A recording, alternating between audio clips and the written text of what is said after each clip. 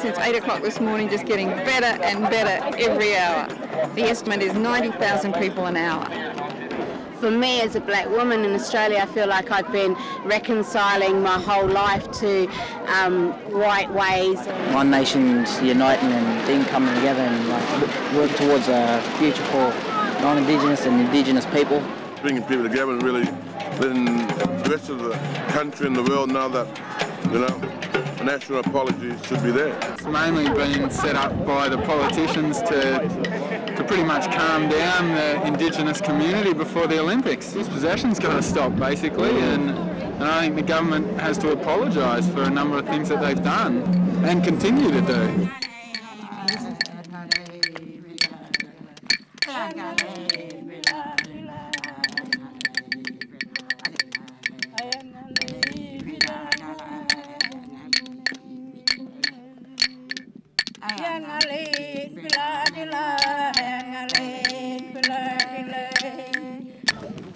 So we're carrying all sorts of big messages all the way through, from here to Sydney, and we're going to talk along the road with all the people, all the towns, all the communities we're going to reach on the way.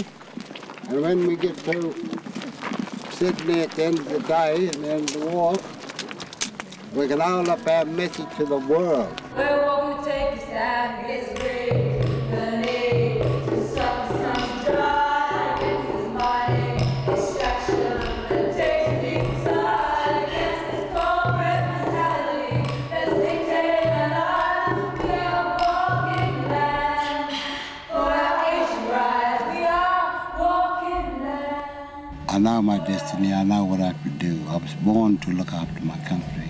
The most important thing is we mustn't destroy sacred places, and that's what's happening up there now. The sacred places are getting destroyed.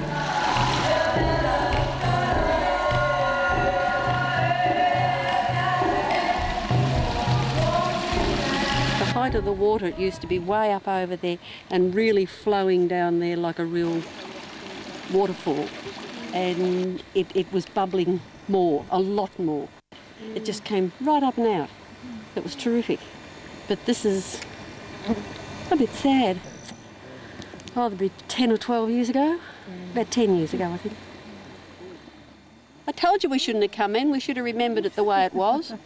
To my history of my record, there's only about 3 people that pastoralists that actually, I call them invaders sort of thing, that really took over that land.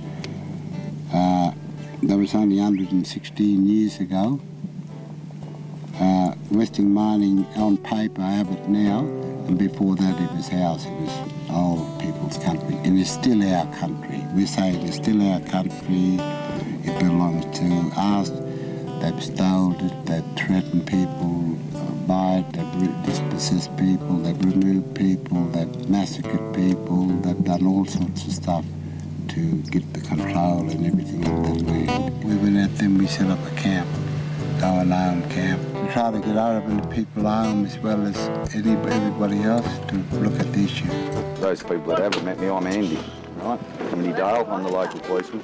Right from the start when you first moved here, you knew that the lease belonged to Western Mining. That's one of the reasons why Kevin decided to camp here. Mr Yules is going to give you all a notice to vacate. This camp was first established here last year, and it was re-established in March of this year. And right through that period, we indicated to you that we regarded you as being trespassers on our property.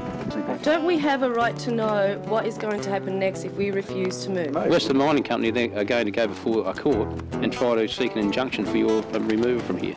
They knew about the walk, it was highly advertised, and they knew exactly when Uncle Kevin was going to leave for the walk. And they watch us regularly, and they knew that most of our troops were gone, most of our crew were gone, and that we only had a few numbers out here. They took advantage of that situation and decided to move in then that Uncle Kevin was gone. This is Borefield A. We're camped right beside it here. Last year, November, WMC moved in and took away all our possessions and bulldozed our home and closed the bore off so we wouldn't have access to water. Yeah, denying us water out here in the desert, so we just tapped back in and dug underneath it and yeah, have access to the water once more, thank God.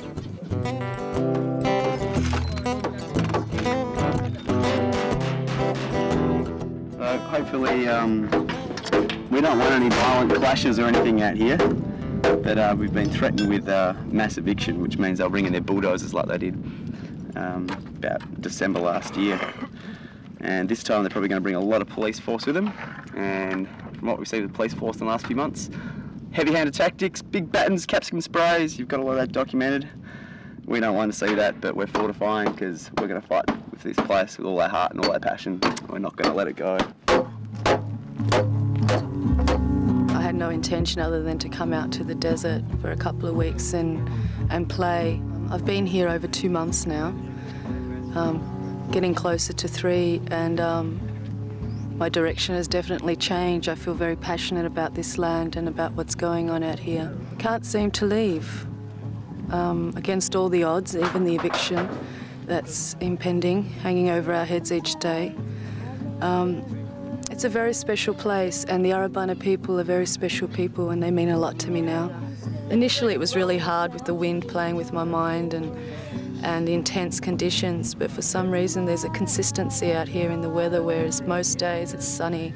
Most nights the skies are clear and 360-degree view. Having this open field all around has given me clarity of mind, and I feel far more empowered than I ever have anywhere else. For some strange reason I feel like I'll be living a part of myself out here. So one minister, one person that with a stroke of a pen stopped that all the paperwork that was done for Lake Eyre to go to World Heritage. We took Senator Hill to court. He's the environmental minister. Stroke of a pen, he stopped us from going to World Heritage protection because of mining purposes. And I'm saying that's an act of genocide, that is genocide. And I also taken up a genocide claim charge with Hugh Morgan, who's one of the heads of WMC, and the world, to get Australia to implement common law in this country, genocide in their common law in this country, so that these people can be charged like any other war criminals anywhere else.